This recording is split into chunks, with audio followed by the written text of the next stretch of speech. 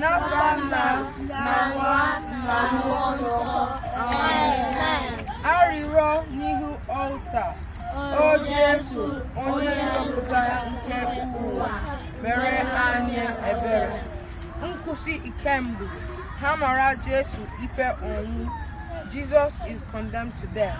Anyị esepụrụ gị, o Jesu, nye gị ekele maka obi gị ya nsọ iji bapụta ụwa.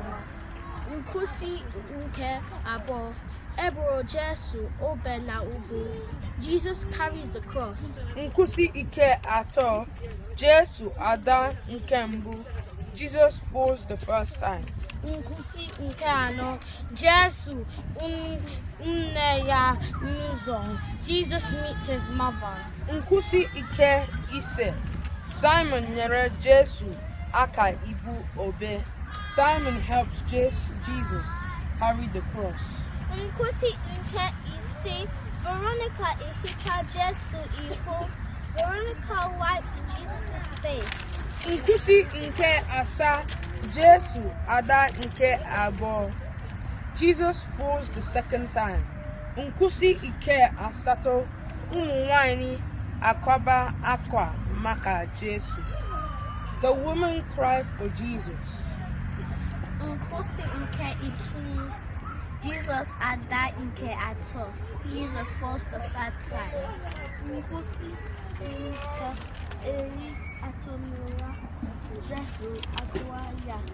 Jesus is stripped of his clothes. Nkwụsị nke iri na otu, akpọdo Jesu n'obe. Jesus is nailed to the cross.